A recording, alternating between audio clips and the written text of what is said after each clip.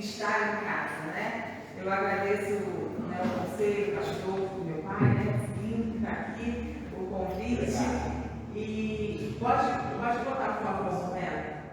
Pode. E hoje, né, meu pai falou que é a campanha da restituição, né? E no momento em que a gente liga a televisão e só escuta a crise, vai ao mercado ver tudo alto, né? Ver todas as pessoas comentando, não precisa não, pode deixar. Comentando que está tudo caro, está tudo absurdo, realmente nós precisamos pedir restituição. Mas qual o conceito de restituição? O que significa a palavra de restituição? E aí, pelo dicionário hebraico, aquela palavra shalom significa estar salvo, de mente, corpo ou estado. Figurativamente, é estar completo. Causativamente, fazer completo. Por implicação, estar amigável. Quer restituição, temos que ser amigáveis. Por extensão, né, reciprocamente. Então, qual o significado da palavra restituição pelo nosso dicionário? Pelo dicionário, significa uma ação, né, ou um efeito de restituir, voltar à condição original, voltar a uma condição do passado. Isso significa restituir. E aí a pergunta, você quer voltar à sua condição anterior? Vamos imaginar nós estamos aqui há 30 anos atrás. A gente quer voltar a essa condição anterior, ou a gente quer algo novo, a gente quer algo diferente? Então, restituição, pelo contexto bíblico, significa ato de devolver algo que pertence a uma outra pessoa ou recuperar o que havia sido perdido. Então, o que nós estamos aqui, né, no meu entendimento, é algo muito maior do que uma campanha de restituição. Porque o que você quer restituir? Sua condição antiga? Você quer restaurar o quê? Sua condição do passado? Você quer voltar à sua configuração original? Ou você quer viver em abundância? Você quer viver uma vida abundante? Você quer viver um novo com Deus? Você quer viver um novo na sua família? Você quer viver um novo financeiramente? Você não quer mais uma vida de escassez, uma vida de dificuldade, uma vida de limite, sabe?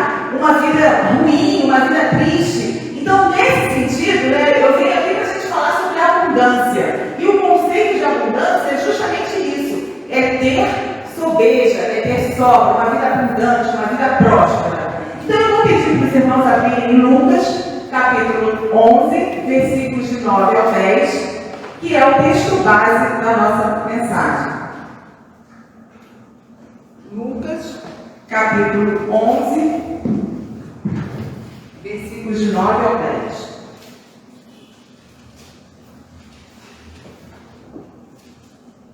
Por isso vos digo, pedi e dar-se-vos-á. Buscai e achareis, batei e abre-se-vos-á. Pois tudo o que pede, recebe, e o que busca, encontra, e a quem bate, abrir-se-lhe-á. Se a quem pede, tudo será dado, por que a gente tem uma vida de escassez? Por que a gente não está vivendo uma vida abundante? Se é só bater na porta e o nosso Deus, Ele nos dá, porque é isso que está escrito. Eu acredito na Bíblia como única regra de fé e prática. Então, se está escrito que é para pedir o que quiser e nos será dado, o que está acontecendo que a gente pede e a gente não tem mudança de vida? Por que a gente pede e a gente não consegue viver uma vida abundante? Por que a gente pede e quanto mais a gente pede abundância, mais a escassez nos bate a porta? O que está acontecendo? Será que é o nosso Deus? Será que o nosso Deus é um Deus ruim? É um Deus que seleciona? Não, você vai ter prosperidade, você vai ter uma vida abundante, você vai ter uma vida de sofrimento, uma vida de tristeza, uma vida de escassez. Será que é isso? Será que a Bíblia está mentindo? Não, não é bem assim, pedido e será dado. Na Bíblia que eu creio, que acabamos de ler, diz que aquilo que eu pedir ao meu Deus, Ele vai fazer por mim. E se não está fazendo, de quem é a culpa? Quem é a responsabilidade? Será que é de Deus? Falando em vida abundante, esse é o ciclo da nossa vida. E aí, eu vou pedir para que os irmãos possam fechar os olhos. Pode colocar, por favor. Eu quero que todos fechem os olhos. Todos vocês, todos nós. E vamos supor, o pastor falou aqui na oração, que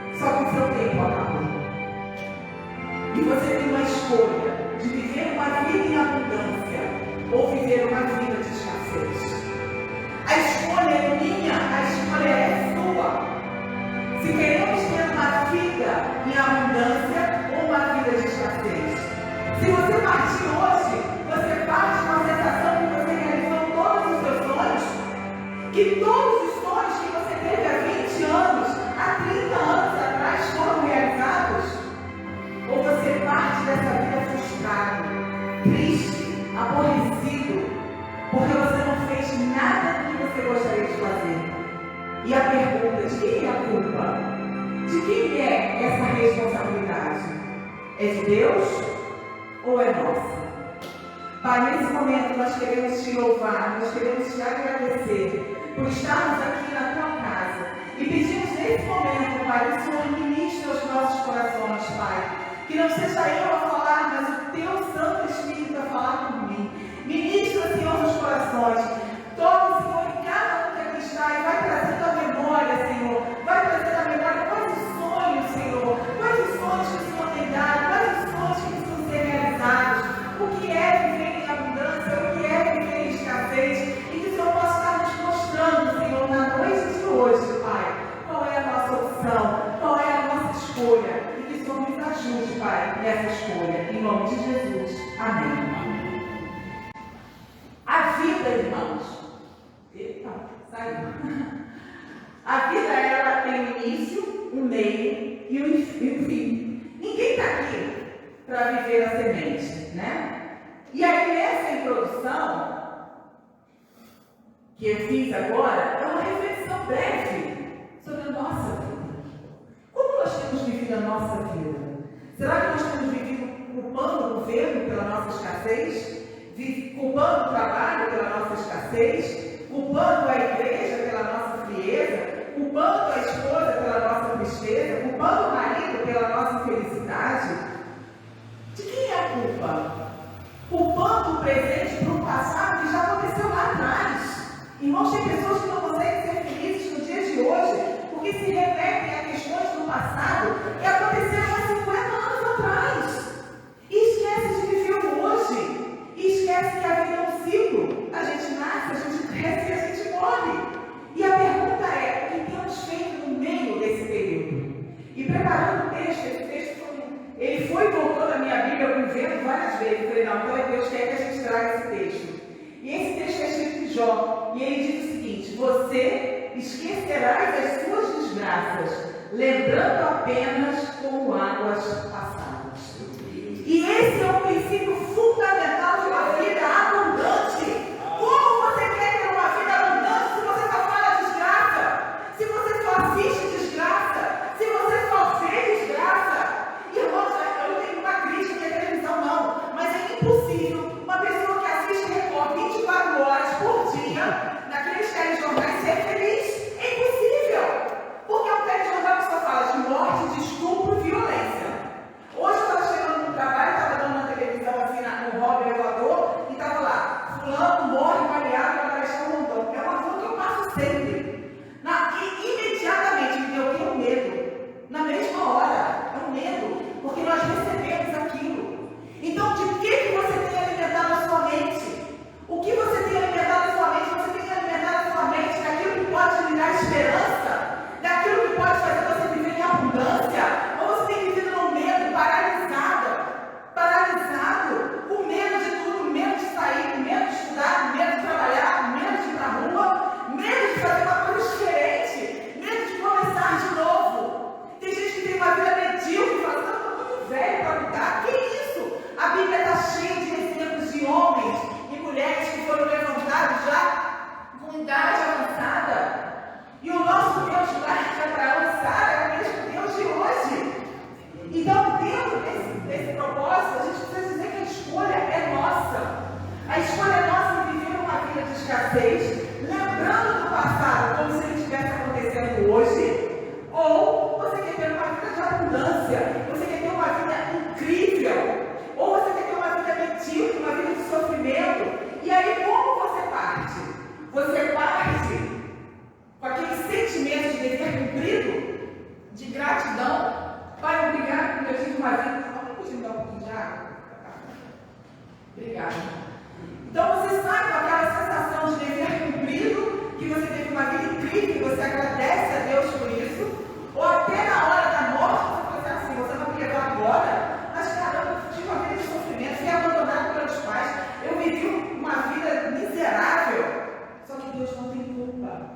Deus não tem culpa. A única responsabilidade é nossa. E aí, irmãos, não dá para falar tudo, né? Mas isso aqui que está escrito aqui, esses sentimentos, existe comprovação bíblica, que eu vou trazer hoje, e existe comprovação científica para isso, que aí não dá para falar de tudo, tá? Mas a neurociência, ela já mostra, ela já fala, estudos e pesquisa, que sentimentos, a escassez ou a abundância é uma escolha do ser humano. E se você vive na escassez ou na abundância, isso está relacionado ao tipo de sentimento que você tem.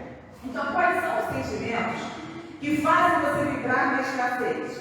O medo, a raiva. Não tem como uma pessoa raivosa, uma pessoa irada, viver na abundância. Vitimização. A pessoa que só se faz de vítima, tudo ela é pobre, coitada. Se ela está sem emprego, a culpa é do governo. Se ela está passando necessidade, a culpa é do fulano, do vizinho que não ajudou. Se ela está doente, a culpa é de Deus que não olhou para ela. Falta de perdão. Eu já vim aqui várias vezes, a gente já pregou várias vezes aqui sobre perdão. E hoje a neurociência fala que um dos motivos de adoecimento e de escassez é a falta de perdão. E a Bíblia está recheada de versículos sobre isso. Procrastinação. É aquela pessoa que deixa tudo para depois. Não, olha, depois eu estudo. Não, depois eu vou para o emprego. Não, depois eu vou fazer isso. Não, depois eu faço isso. Olha, não, depois eu faço isso. Isso é um sentimento que faz entrar na procrastinação. Ressentimentos. Pessoas que estão guardando ressentimentos há 40, 50 anos. Guardam ressentimentos de pessoas que já morreram. Eu escutei um depoimento esses dias de uma menina que ela estava falando que ela tinha uma vida difícil, não parava de ver nenhum, que ela tinha muita raiva. Ela tinha muita raiva porque ela tinha um ressentimento, ela tinha um ódio do avô dela, porque o avô dela batia na mãe, batia nos irmãos, batia na avó, e eles tiveram uma vida miserável. E aí você pergunta, e o avô está vivo? Não, o avô morreu há mais de 30 anos. E ela tem até hoje guardando ódio de um homem que já morreu. E aí não sabe por que não para emprego, não sabe por que não tem dinheiro para nada, não sabe por que tem depressão, não sabe por que vive triste. Ressentimentos, tristeza, pessoas que são tristes, pessoas que são amargas, pessoas que você olha e está na fisionomia de tristeza, que não tem motivo nenhum de se alegrar. Pessimismo, tem pessoas que você chega e fala assim, e aí, tudo bem? Não, tudo péssimo, você não viu o preço do arroz? Você não viu o preço da carne, né, irmã? Está tudo a hora da morte. Olha, a culpa é do governo. Olha, não, a culpa é de não sei quem. Não, gente, não vai melhorar, não. Olha, a tendência é piorar. Porque eu vi lá na televisão, eu vi no estudo. Vai piorar. Olha, vai ter muita gente mandada embora. Olha, o Brasil vai quebrar, o Brasil vai falir. Gente, quando a pessoa começa a falar assim, eu saio correndo. Eu saio esperto, saio correndo para não me pegar. Mágoa. Gente, um sentimento terrível é o sentimento da mágoa. A mágoa, ela mata uma pessoa em vida. E além disso, você cria gerações de filhos e netos com mágoa. Vídeo o exemplo que eu dei dessa menina. Crenças. Quais são as crenças que fazem a gente ter uma vida de escassez? Ah, eu não tenho sorte. Ah, dinheiro não é para mim, não, gente. Ah, olha, não se dá para ganhar dinheiro fazendo o que gosta.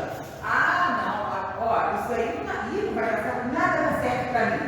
E eu não consigo parar emprego nenhum. Olha, lá no emprego, ninguém vai com a minha cara. E então é aquela coisa assim, ó, na minha família toda mulher traída. Todo mundo se separa. E é assim mesmo, minha filha. Vai acontecer com você, aconteceu com a sua tia, aconteceu com não sei quem, aconteceu com não sei quem, vai acontecer. Ou então, na nossa família todo mundo morre de AVC. Então, minha filha, sempre vai estar com pressão alta e vai morrer também. Então, isso aqui é uma crença, né? São crenças. O que é uma crença? Crença é uma mentira que as pessoas acreditam fielmente que é verdade. E a partir do momento que você declara aquilo para você, aquilo ali passa a ser uma verdade. Tem outros sentimentos aqui, como mentira. A mentira é uma, sabe? A gente pensa, mas é só uma mentirinha. Irmão, se fosse só uma mentirinha, a Bíblia nos está escrito que o pai da mentira é o capeta, né? É o capiroto, né? Está escrito lá, é o diabo. Então, mentirinha ou mentirona, né? Tudo é mentira. Então, bastou um telefonema que te ligar e disser assim, olha, fala que eu não estou. Ah, estou tocando a campainha. Ah, não vou atender não, fala que eu não estou. Você já abriu uma porta para esse mundo espiritual para você viver uma vida de escassez. E aí você não consegue entender por que você ganha 10 mil e não tem dinheiro, por que você ganha 1.000 e não tem dinheiro, por que você ganha 15 mil e não sobra dinheiro, por que você tem um negócio e falha, no outro negócio falha. Vida de escassez, porque a mentira está enterrada dentro da sua vida, não sei o que é lá. Isso, Deus te culpa disso? Deus te culpa? Então por que está escrito lá que dívida será dado, não é dado? Por que vive uma vida sempre de escassez, de aperto, de dificuldade, de confusão, de tristeza, de mágoa, de ressentimento? A culpa não está em Deus. São esses sentimentos aqui, olha, que você tem enchido a sua vida há anos e anos. São esses sentimentos aqui os responsáveis por uma vida de escassez. E aí não dá para a gente falar de tudo, então eu escolhi 3 para a gente estar falando. Então o primeiro que eu escolhi é o medo. E aí nós temos 2 exemplos bem clássicos na Bíblia, né? Jonas, que teve medo quando foi chamado, não vou ler a história de Jonas, porque é longa, né? Quem tiver interesse pode pesquisar na Bíblia. Jonas, ele recebeu um chamado de Deus para ir pregar em Nínive. Só que o povo de Nínive era um povo cruel. O que Jonas fez? Teve medo. Teve medo. Falou, eu vou para Nínive? Eu vou nada, não vou para Nínive não. Jonas era qualquer um? Não, porque se fosse qualquer um, se ele já não fosse o profeta, ele não teria sido chamado para uma missão dessa. Então, Jonas já era uma pessoa especial, concorda comigo? E aí o que Jonas faz? Foge e vai para outro lugar. E aí o que acontece? O mar se revolta, o capitão fala assim, alguém está com alguma coisa aí. Ele fala, olha, infelizmente sou eu, porque eu tive medo e tal, podem me jogar no mar. E aí a gente conhece a história da baleia, ele pegou Jonas, levou para lá e transportou. Então Jonas, o medo levou Jonas para a sua destruição. Elias, com Jezabel. Elias era um profeta, top de linha, né? Do Rio e a Morte, um profetaço mesmo, né? Elias orava, as coisas aconteciam, Elias orava, as pessoas curavam, Elias destruiu os profetas de Baal, muita batalha, ele matou lá todos os profetas de Baal. E aí vem Jezabel, a rainha, e fala, vou matar esse homem. O que ele faz? O que ele tem que fazer? Jezabel, o Deus que habita em mim, que matou os profetas de Baal, vai matar você também, vai me proteger de você. Mas ele faz isso. O medo tomou conta dele. Gente, precisamos repreender o medo. O medo entra sorrateiramente na vida das nossas crianças através de vídeo, de TikTok, de celular. E aí a gente não sabe porque tem filho frouxo, filha frouxa, que tem medo de tudo. A culpa é nossa, porque a gente não está ensinando os nossos filhos o que eles têm que ver. A gente está deixando os nossos filhos soltos, vendo tudo de medo, que leva a ter medo. Então o medo é algo que a gente precisa repreender desde a infância. E aí o que acontece com Elias? O medo faz ele ir para a caverna. E ele começa a pedir a morte. Um homem que tinha feito acontecido. Então, o medo fez ele ir para a caverna e pedir a morte. E ele ficou lá, ficou imaginando as sereias lá. Ah, meu Deus, que cada morte, porque essa mulher vai me matar, essa mulher vai acabar comigo. Eu não quero mais viver, eu não quero mais viver. Aí você deve estar caindo hoje, foi lá, levanta. Então aqui, ó, come, levanta, porque Deus ainda quer fazer por você. Você não quer fazer igual a Deus, né? Mas, irmãos, aí você está pensando, mas Elias, né? Só que Elias tinha uma vida esplendorosa. Não, porque são poucas as vezes. Aliás, eu acho que eu nunca ouvi uma pregação ou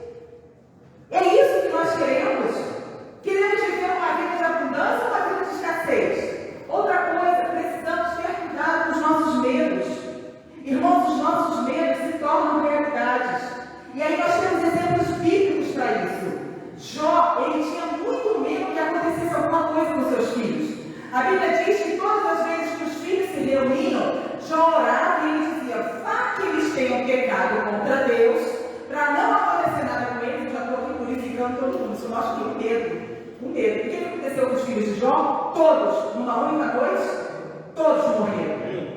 Todos morreram. Ai, mas Deus restituiu. E a dor da perda de todos que morreram? Porque eu tenho duas filhas, uma substitui a outra.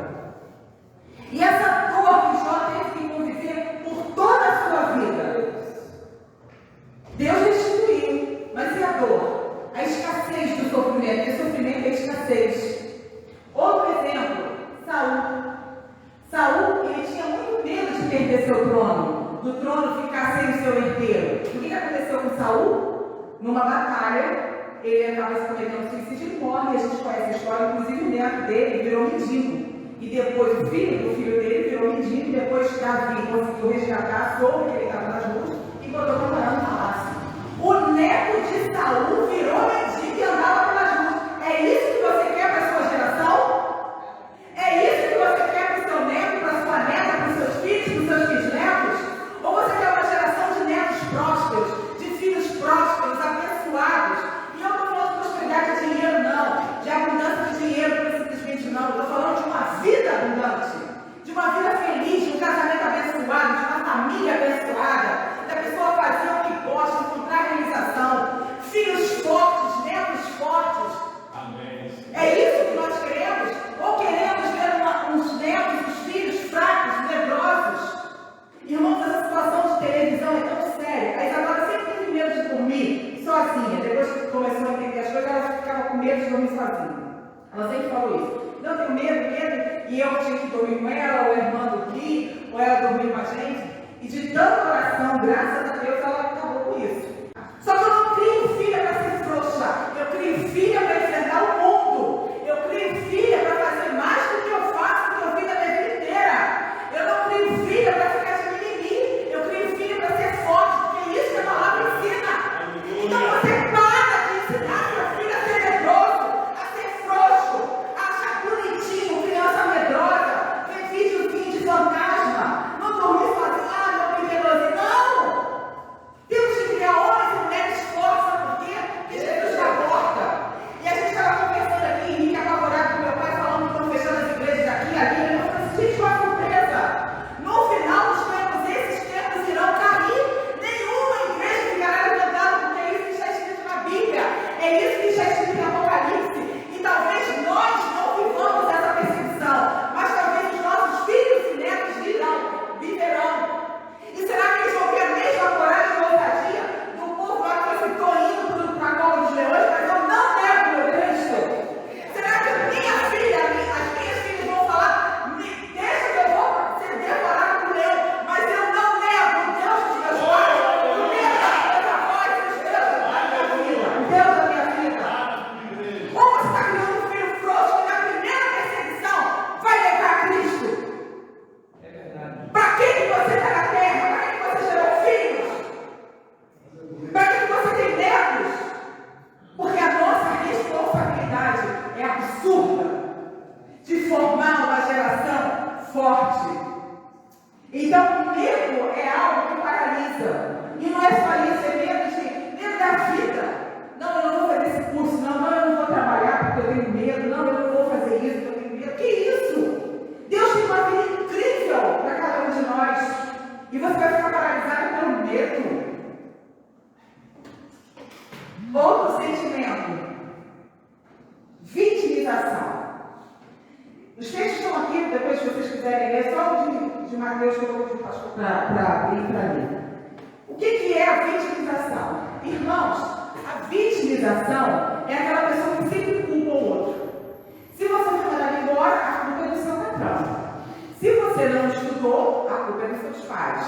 Se você não trabalha, a culpa é do governo. Se você está com pouco dinheiro em casa, a culpa é da inflação. Então, vítima é sempre aquela pessoa que diz, não, eu não estudei porque, nossa, os meus pais eram péssimos para mim. Os meus pais, sabe, minha mãe não ligava para mim. Não, eu não estudei porque meus pais morreram cedo e eu não tinha como estudar. Está sempre se fazendo de vítima. Eu estou vivendo essa situação, me separei, a culpa é do meu ex-marido, a culpa é disso, a culpa é daquilo. Está sempre culpando o outro. E aí nós temos alguns exemplos bem emblemáticos. Primeiro de Naamã. Quem conhece a história de Naamã? Quem tiver curiosidade, é só ler 2 6, capítulo 5.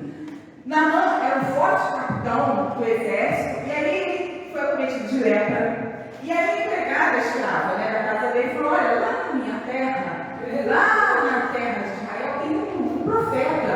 Vai lá que ele vai curar você. Naamã chega, monta a comitiva dele, chega até o profeta nem recebe ele. O profeta manda o servo e fala: manda dar 7 mergulhos lá no rio, que ele vai ficar bom. Naamã falou: o quê? Como é que é? Eu, um homem poderoso, ele nem veio me receber. Quando ele chegou no rio, piorou. Aí, é uma outra coisa que a gente aprende. Cuidado com quem nós andamos. Temos que escolher bem os nossos amigos, as nossas companhias. Naamã estava cercado a seu contigo. Ele deu o primeiro mergulho, não. Primeiro ele falou que não ia mergulhar, porque o rio era susto, o rio era aquilo. Aí, se você está andando com uma pessoa pessimista, uma pessoa vitimista que nem você, vai falar assim: não mergulha mesmo não. Não, vambora, você vai ficar não. Que absurdo, né? Nem te recebeu, realmente, né? Muito desaforo, né? Que absurdo, vambora na mão. Mas a comitiva estava aqui falando: não, a gente já está aqui, faz o que o Lula falou, dá os 7 mergulhos. E ele deu o primeiro e nada, ele deu o segundo e nada, ele deu o terceiro e nada. Quando ele já ia desistir, os amigos lá, os soldados, não, vai, mandou 7, vai 7. Quando ele dá o 7º mergulho, para a honra e glória de Deus, ele me levanta totalmente curado, restaurado, a pele limpa, maravilhosa. Esse é o nosso Deus. Mas enquanto ele estava se vitimando, nada acontecia.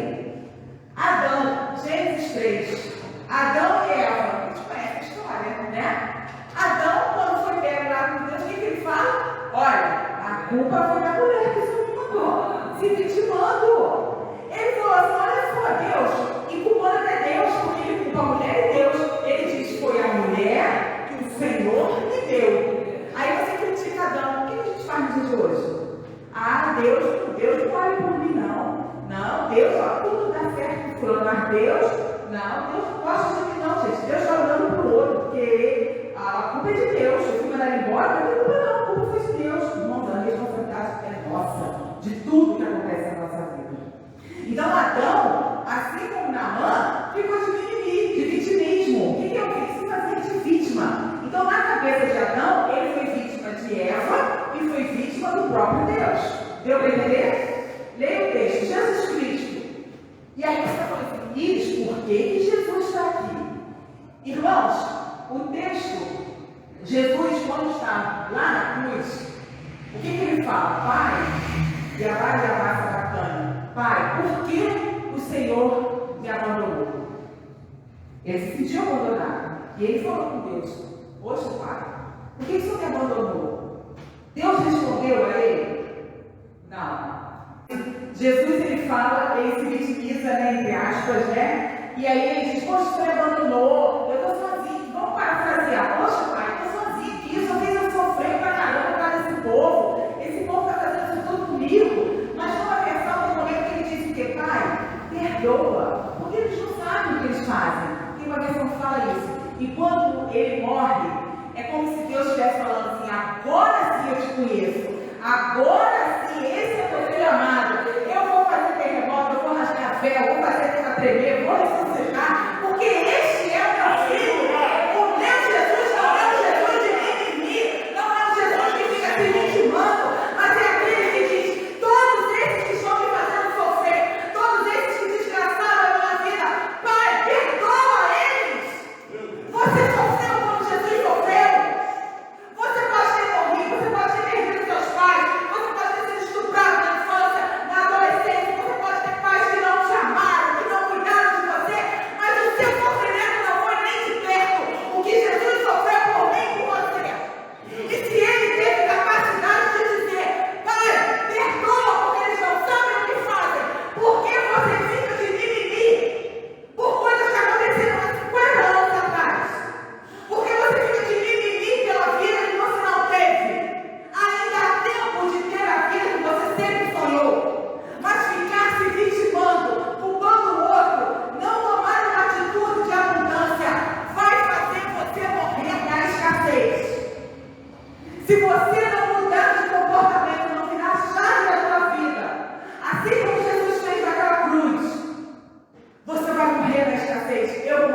escassez. Porque sair da escassez e viver uma vida de abundância é uma escolha. É por isso que a Bíblia diz pedir e dar-se usar. Pedir o que quiser e vos será dado. Mas quais são os sentimentos que habitam no seu coração? Quais são os pensamentos que estão na sua mente? Quais são as atitudes que você tem no dia a dia? São atitudes de sentimentos bons, de perdão, de gratidão, de amor, de alegria? Ou é de mimimi do momento que você acorda até o final do dia? É você que tem que dizer, é você que tem que avaliar. A raiva, irmãos, a raiva é um sentimento terrível que faz você vibrar, você sentir e viver na escassez.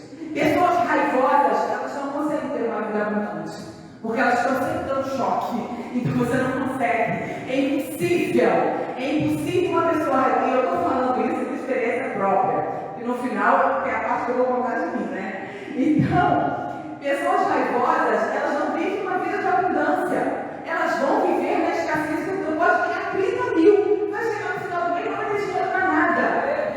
Pode ter um marido maravilhoso, mas ela vai botar defeito nesse marido e vai ser infeliz. Pode ter uma mulher dos sonhos, mas ela vai botar defeito e ele vai ser infeliz.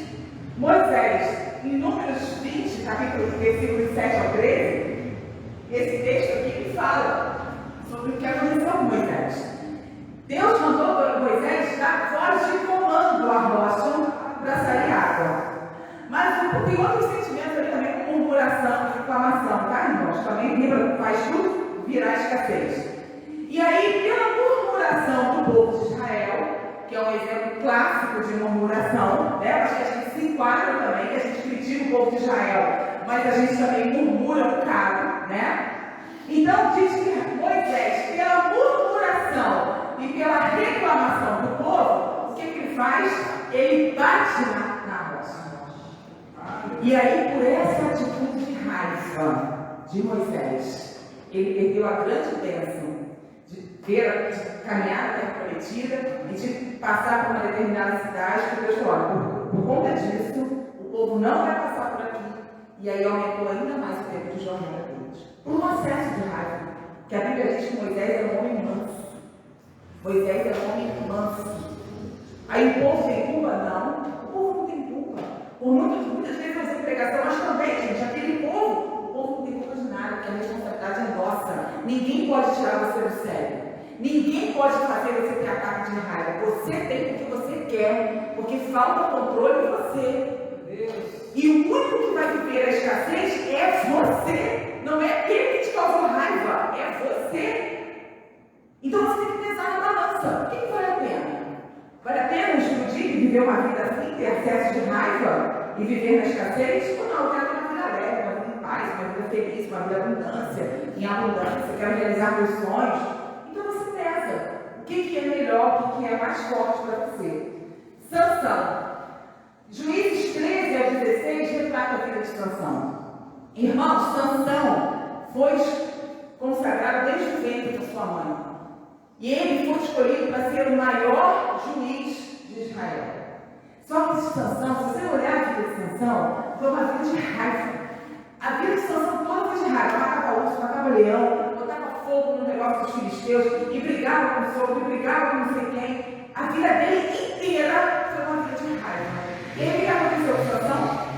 Sansão foi pego, foi enganado pela mulher que ele amava, se deixou enganar, né? Porque eu entendo que ele não foi enganado por Dalila, ele se deixou enganar, porque ela enganou 3 vezes, então ele que quis aquilo, né? A responsabilidade foi dele. Os filisteus pegam Sansão, cercam as vistas de Sansão e faz Sansão de bobo da corte, para lá e para cá. E ele teve uma vida medíocre, uma vida miserável, até que ele pede. No último momento de lucidez, ele pede que Deus restaure a força dele, para que ele tenha tipo um golpe de misericórdia. E aí Sansão acaba se matando, porque, claro que ele acabou se matando, porque ele fez aquela força nas colunas, e a Bíblia diz que ele matou, eu já escutei isso para avisar, mas a Bíblia diz que ele matou mais filisteus na sua morte do que toda a sua vida. Eu pergunto, valeu a pena? Valeu a pena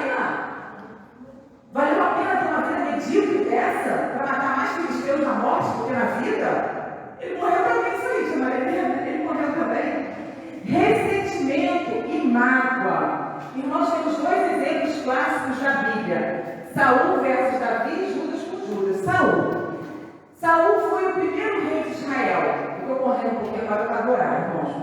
Saul foi o primeiro rei de Israel. Só que Saul, ele foi ungido, ele tinha tudo para ser um rei maravilhoso. Só que em determinado momento, ele começou a ficar uma pessoa ressentida, uma pessoa magoada. Ele criou um ódio de Davi. Davi não queria nada disso. Davi, ele tinha sido ungido rei, mas Davi nunca pensou em tomar o trono de Saul. Muito pelo contrário, ele teve a oportunidade de matar Saul e ele não fez. Porque ele falou, não, ele é ungido, eu não vou tocar nele. Então Davi não queria roubar o trono dele. Davi não queria nada disso.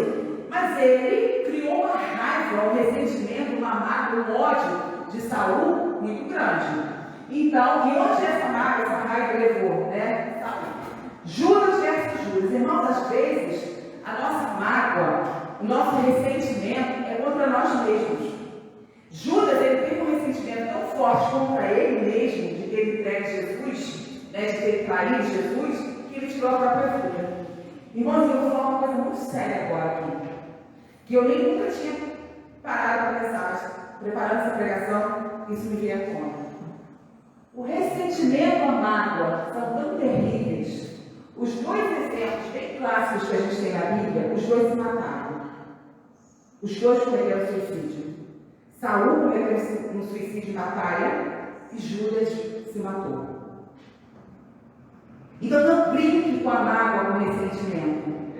Não brinque com falta de perdão. Não brinque com angústia. Não brinque com mágoa, com ressentimento, porque ela pode te levar à vida. E aí, existem algumas consequências físicas, financeiras, emocionais e espirituais de tais sentimentos. Doenças físicas, né, como câncer, diabetes, hipertensão, fibromialgia, doenças autoimunes, infarto, tem outras, né? São todas relacionadas à questão de ressentimento e mágoa. Todas. Todas essas doenças, é claro que não é, por exemplo, o câncer, por exemplo, existem outros fatores de risco.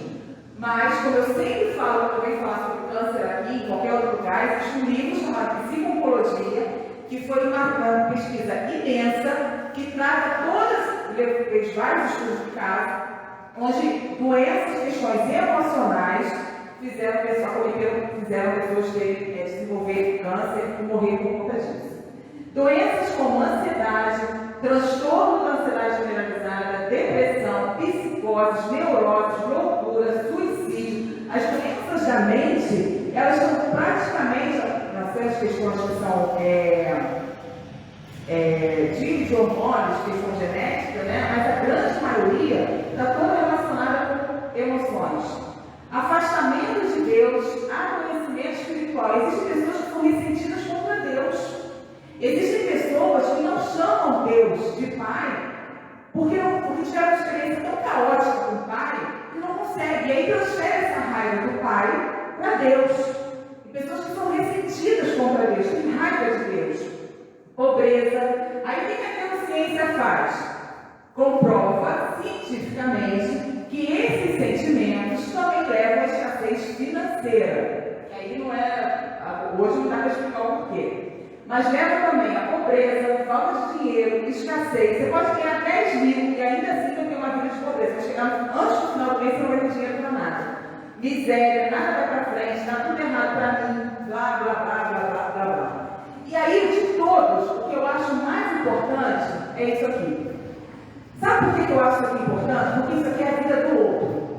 Se você quer ter uma vida ressentida, uma vida magoada, uma vida infeliz, uma vida medíocre, você tem um câncer, você tem uma hipertensão, é um problema seu. Concorda comigo? É o teu corpo. Você viver na pobreza, viver na escassez, não ter dinheiro para nada, também é um problema seu. Você viver deprimido, ansioso, tomando remédio, tomando isso, tomando aquilo, é problema seu. Afastamento de Deus, conhecimento espiritual, rompimento de Deus, ficar com raiva de Deus, também é um problema seu, não é um problema nem de Deus.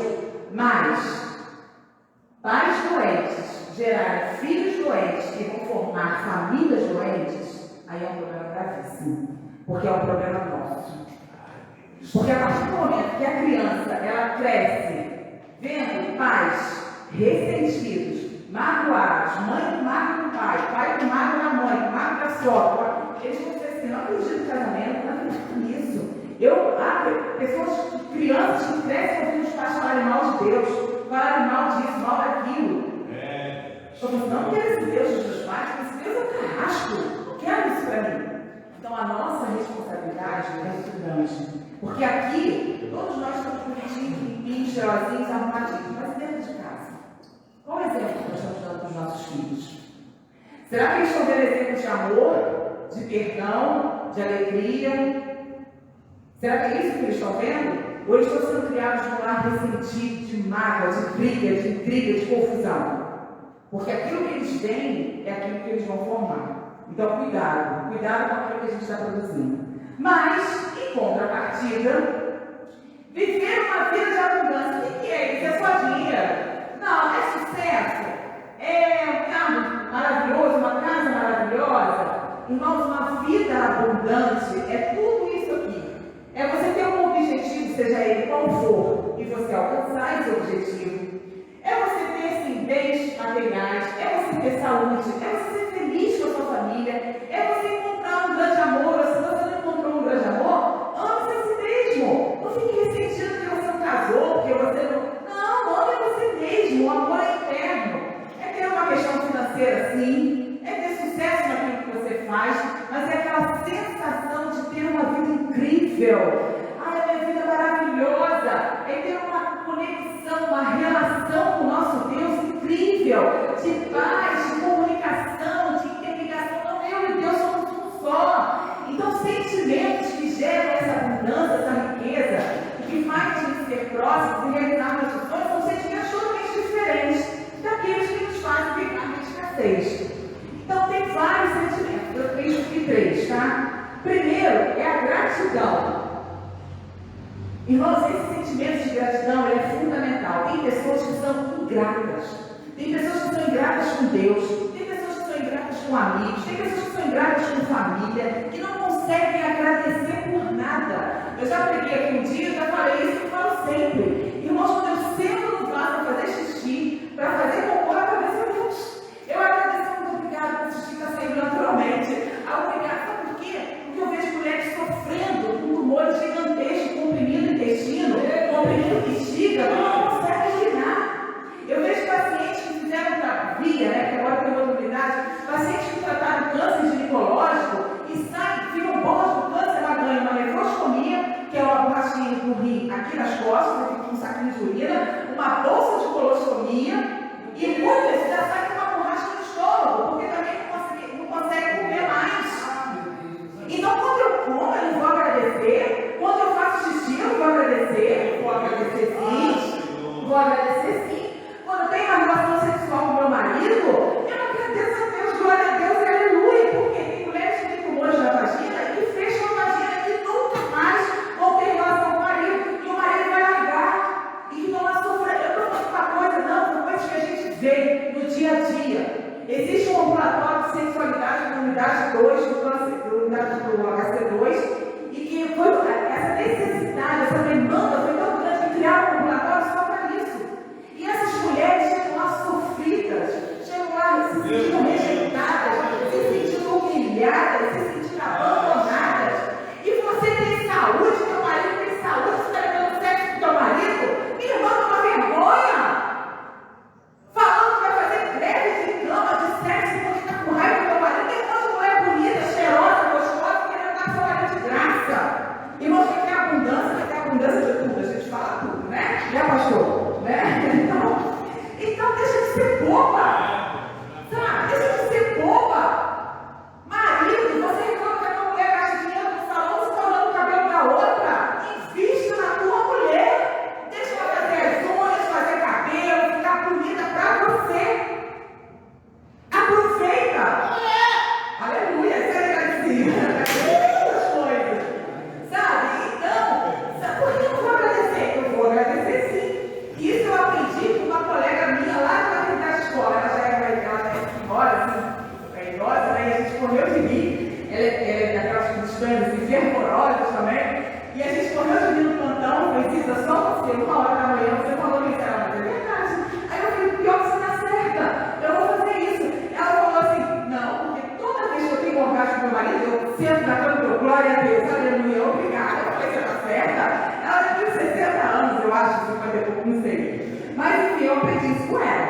Então precisamos ser gratos, tá? Ruth e Davi são exemplos de gratidão. A Ruth ficou viúva, ela grudou com a sogra dela, a sogra falou, não, vamos lá para sua terra. Ela falou, não, sogra, eu vou ficar com você, vou ficar com você. E a Ruth, em nenhum momento você vê Ruth de mimimi, Ruth se vitimando, ai, porque eu sou viúva, perdi tudo, ai, não será de mim, ai, sogra, não sei o quê. Não. Ruth, simplesmente, com espírito de gratidão à sogra, ao Deus da sogra, ela fica com a sogra e num dado lugar, assim, que hoje, assim, a gente entendeu, como se fosse uma feira de alimentos. E aí, ela fala assim, olha, vai lá e cata lá as coisas para a gente poder se alimentar, se não me engano era trigo. E a Ruth vai, a Ruth se sentiu humilhada, ela fala, ai, eu vou catar nada, ela foi de boa, foi catando. Nisso que ela está catando, quem chega? O dono da coisa, o Boaz. Boaz é aquela mulher, né, com espírito de gratidão, se encanta por ela. Ruth, por ter espírito de gratidão, né, por ser, ela estava numa vida de escassez, concorda comigo? Vamos virar a chave? Ela estava vivendo uma vida de escassez. Ela começa a ter a gratidão, Boaz se encanta por ela, casa com ela. E quem é que vem dessa união, dessa genealogia? O próprio Jesus Cristo, que acaba vindo dessa genealogia. Olha que vida incrível que essa mulher teve, com espírito de gratidão. Davi. Irmãos, quando Samuel foi lá ungir o rei, Davi, a gente entende, né? Que é um grandismo, a gente pode entender. Davi tinha que ser o filho rejeitado pelo pai. Porque o pai mandou chamar todos os filhos. Quando Samuel diz, olha, não é nenhum desses, o pai diz assim, mas já não tem mais filho. Aí a mãe, não, tem Davi.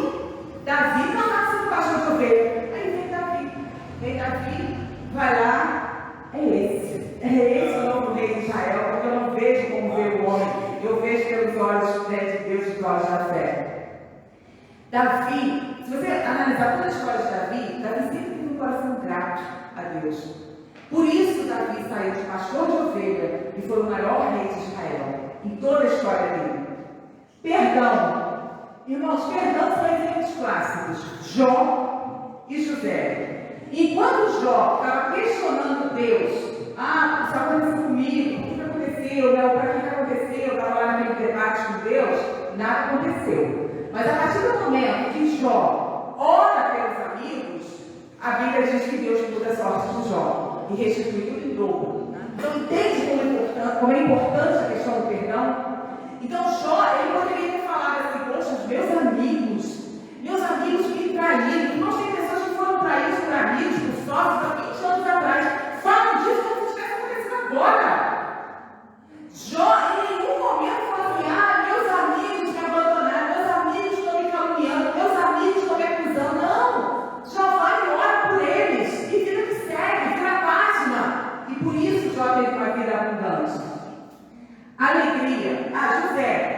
José foi vendido. José era filho paparicado do pai. Foi vendido pelos irmãos. Foi ser escravo. Foi enganado pela mulher, né? De Potifar, que queria lá ter relação com ele. Ele fugiu. Ele vai para a prisão de novo. Aí o cara fala, ele fala, olha, lembra de mim quando você tal. O cara não lembra dele. Ele continua preso. Mas você não vê na história de José em nenhum momento José fazendo mal a essas pessoas. José foi governador do Egito, ele poderia muito bem ter ido lá e ter se vingado daquelas pessoas. Em nenhum momento você vê isso. Mas ainda assim, quando os irmãos vão lá, José, embutido de um perdão, um sentimento de amor, ele perdoa os irmãos e leva todo mundo para estar lá. Por isso, José foi de escravo a governador do Egito. Porque se ele ficasse de mimimi, se vitimando, reclamando, murmurando, praguejando, cheio de mágoa, de ressentimento, é incompatível. Ele não teria uma vida abundante. E a alegria da vida é tão especial que ele tem dois sentimentos aqui. Davi era um cara alegre, um cara que gostava de dançar, gostava de brincar. E a gente muitas vezes se incomoda com a alegria do outro. A pessoa que é infeliz, que é triste, ela se incomoda com a alegria do outro. E quando Davi vem, mas a alegria é tão importante para Deus, irmãos. É tão importante. Então, assim, não perca a sua vida sendo triste, não. Sabe, não gaste seus dias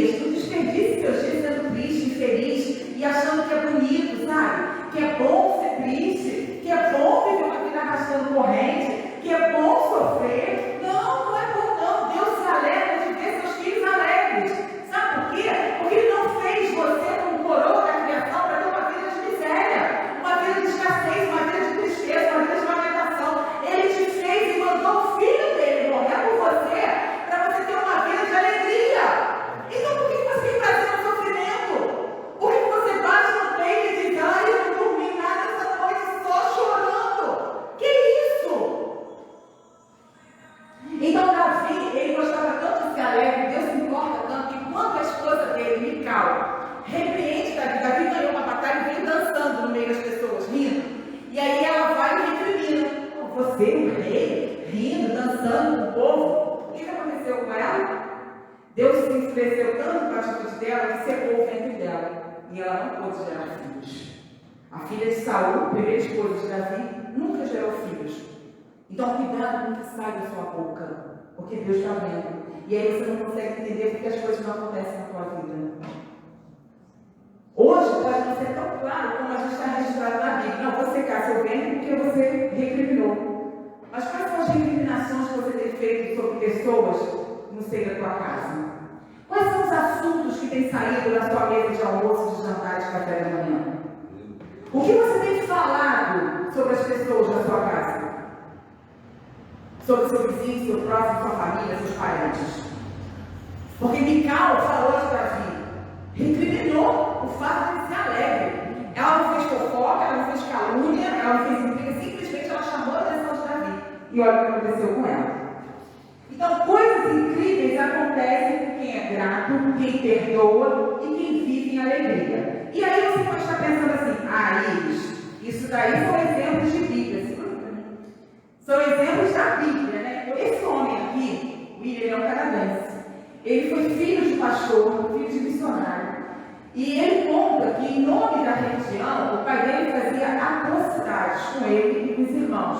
De surras, de bater, de trancafiar, de chicotear, coisas que hoje fariam o pai dele ser preso. E aí, ainda criança, ele foi para um colégio interno. Nesse colégio interno, ele foi estudar, ele foi acusado sexualmente durante toda a infância dele e toda a adolescência dele. Dia e noite ele era abusado desse colégio interno. Ele se forma, sai de lá, monta uma empresa, casa, tem sérios problemas com Deus, por conta do pai, por conta do que aconteceu com ele. E aí, no dado momento em casa, tem filhos, e ele, na empresa dele, ele perde tudo. Ele morava numa casa grande, aí ele perdeu tudo. Foi morar numa casa bem pequenininha, se eu não me engano, de favor. Ele tinha 9 filhos, tem 9 filhos. E foi trabalhar em 3 lugares para poder sustentar. Um desses empregos que ele tinha, ele trabalhava em 3 empregos, saía de um, entrava em outro, saía de um, entrava em outro. Né? Um desses, ele limpava vaso sujo, não sei aonde, mas esse era o trabalho dele, de faxineiro. E aí no Natal, ele conta que ele não tinha nada para dar para os filhos. Então ele escreve uma história e faz umas cópias e entrega para os filhos e para os parentes e tal, assim, as pessoas que estavam lá passando o Natal.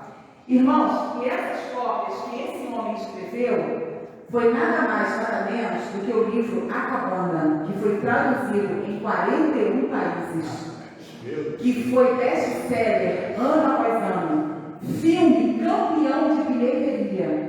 E quem tiver interesse, ele conta essa história dele num documentário que tem na Netflix sobre a vida dele. Por que foi escrito o livro A Cabana? Entende por que no livro A Cabana e no filme ele representa Deus como mulher? E ele conta que ele encontrou Deus, porque eles ficaram numa tribo, diz meu pai fazia lição, e ele via muito Deus, ele passou a ter uma experiência com Deus, resgatando esse período que ele ficava na tribo. Essa aqui é a outra. Essa mulher, ela perdeu os pais cedo, foi criada na casa de uma tia, e ela era abusada durante toda a infância e adolescência dela, pelos tios e pelos primos. Tios e primos. Essa mulher pegou todo esse sofrimento, órfã de pai e mãe. Ela pegou todo esse sofrimento, foi estudar, acreditando que poderia ter uma vida diferente, e ela é a mulher mais rica do mundo. Em 2007, o patrimônio dela era mais de $1 bilhão. ela é a mulher mais rica do mundo. Qual a infância dela? Estuprada, violentada e órfã. E olha o que ela diz como você... não vai dar para ler. Enfim, ela dá cinco orientações para uma vida de sucesso e felicidade.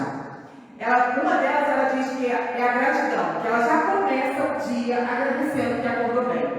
Outra forma de ser, de encontrar essa vida abundante é você ficar 20 minutos em silêncio e ali se conectar com Deus, com o Criador.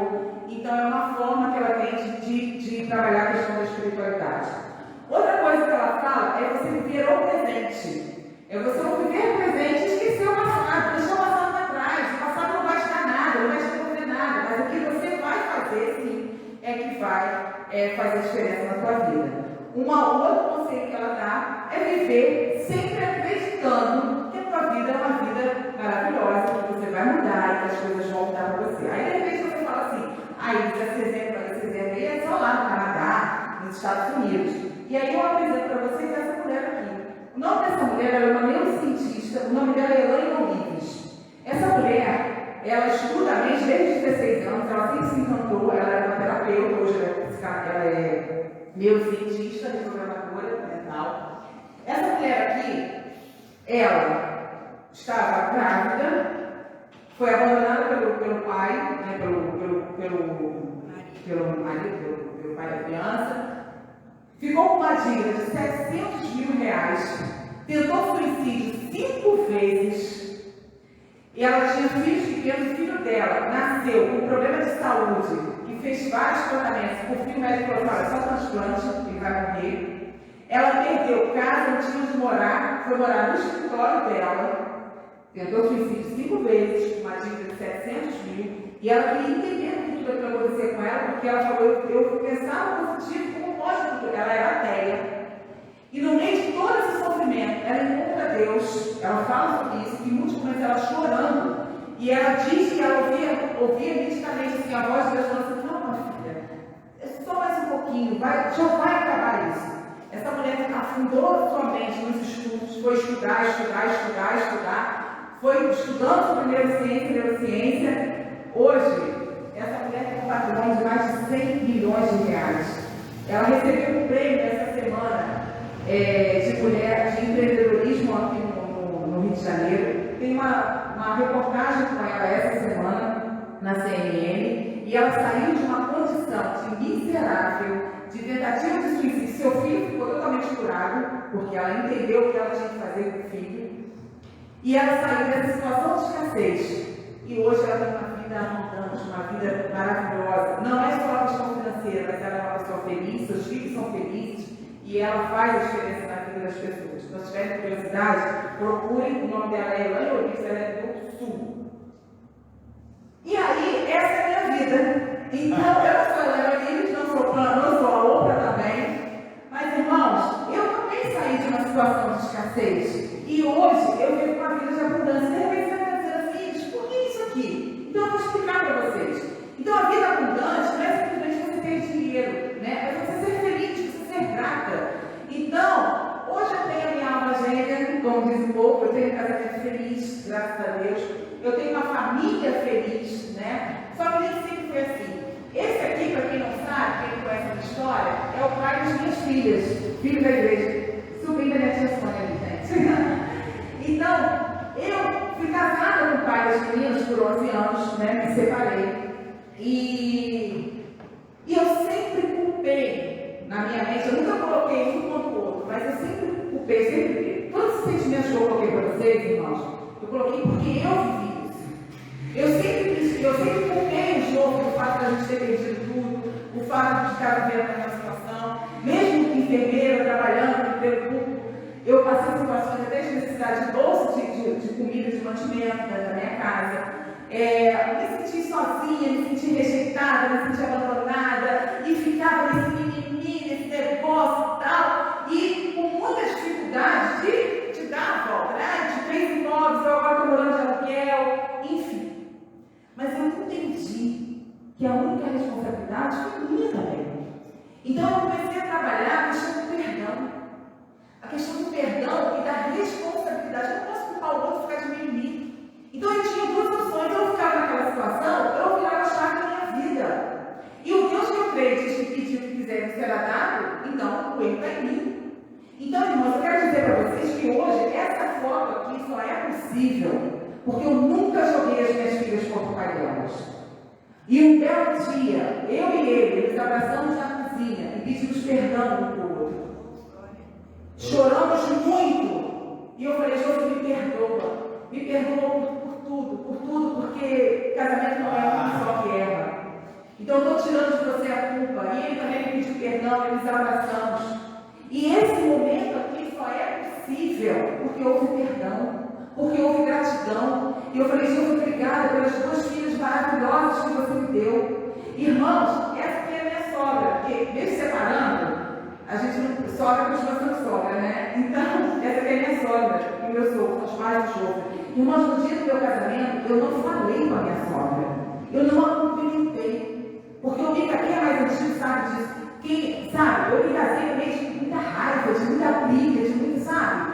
E aí eu fui culpar o Jovem por toda esta fez que a gente passou. Não, a culpa era minha também. Porque eu vibrava nisso, no ressentimento, na mágoa, na falta de perdão, sabe? Na culpa, no mimimi. Então, para hoje, teve um dia também que eu fui, a mãe quero pedir perdão, e ela também veio chorando, quando a máquina dela era viva. Então, isso aqui só é possível porque houve perdão. Houve perdão. Irmão, a gente tem que colocar na balança o que você quer. Eu quero criar filhas amargas, filhas que não sabem perdoar, filhas com raiva do pai, ressentidas do pai. Não! E aí eu vou contar para vocês uma coisa. Essa coisa de pedir que será dado. Irmãos, eu não tinha condição nenhuma de adquirir o que eu vou falar agora para vocês. Mas aquilo que eu falo para vocês, ao invés de a gente ficar alimentando a nossa mente com o que não presta, com violência, eu sempre gostei muito de assistir programas de obra, né? Irmãos à obra, aqueles programas que tem lá sobre questão. E eu ficava vendo aquelas casas e eu ficava assim sonhando, sabe? Um dia eu vou ter uma casa assim, eu vou ter esse lustre, eu vou ter esse. Eu morava de aluguel, um apartamento pequenininho, Caxambu. E aí, vai sempre alimentando aquele sonho. Eu quero tanto morar perto do meu trabalho.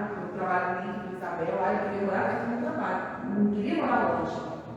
E sempre alimentando aquele sonho, e eu vivia aquilo. Eu já vivia naquelas casas, eu já olhava, fazia aquela casa no alto, porque eu gosto de casa no alto e tal. E eu tentei comprar, um detalhe, do medo. Quando eu vendi a casa, esse detalhe para vocês entenderem. Quando eu vendi a casa, o último pagamento que a gente tinha muitas dívidas. E me sobrou, eu paguei todas as dívidas e me sobrou um determinado quantia na poupança que eu ia dar de entrada para comprar um apartamento. Mas eu fui incutida de um medo. Eu falei, eu vou comprar, vou perder tudo de novo. E eu falava muito com ele, não vou comprar nada não. Meu dinheiro de salário já vou pagar o aluguel e tal, quando eu me aposentar, são as crenças. E ele sempre falando, você tem que comprar uma coisa para você e tal, enfim. Mas eu, com aquele medo. Enfim, ouvi, e aí a gente foi para um apartamento, aí demos o dinheiro da entrada, tipo assim, na quinta-feira, não, no final de semana, no sábado. E aí, logo, esse aqui, bocudo, veio aqui pra frente, anunciou, porque tem intimidade, né? Anunciou, restituição, minha filha conseguiu comprar um apartamento, lembra disso? Lembra? Ele veio e falou isso. E aí, o que acontece? Como tá rindo, né? É assim, Rafael, por isso que essa pessoa não tem que você ser escritora.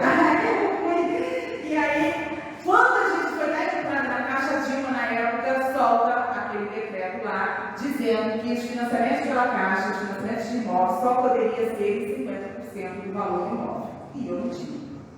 Eu só tinha os 20% da entrada. E aí eu me frustrei, eu fiquei mal, enfim, eu meu dinheiro vida que segue. E aquele dinheiro ficou lá na poupança.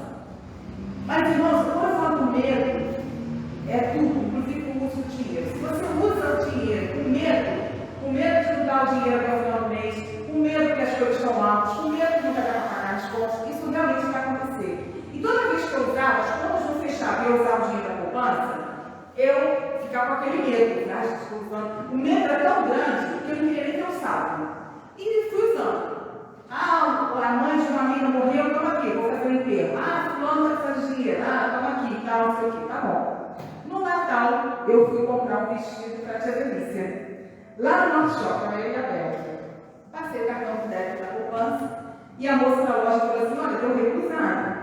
Eu falei, não, não é possível, o cartão deve estar sempre de filme, né, gente? Deve estar com problema. Eu vou lá embaixo sacar o dinheiro, a poupança, e veio aqui pagar o dinheiro à vista. Irmãos, quando eu vou na Caixa Econômica ali embaixo do nosso shopping, tinha R$30 na conta.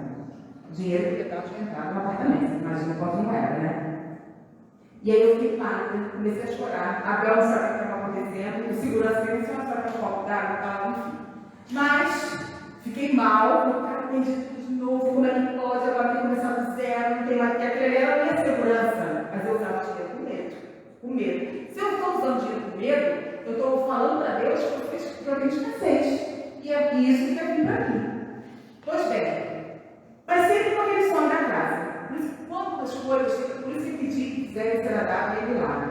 Num belo dia, estou indo no trabalho, e aí eu falei, vamos juntar, vamos ver o que, enfim. Vou encurtar para eu estudar da tarde. Então, eu recebi um e-mail, eu estava no trabalho, de uma casa anunciando em Vila Isabel.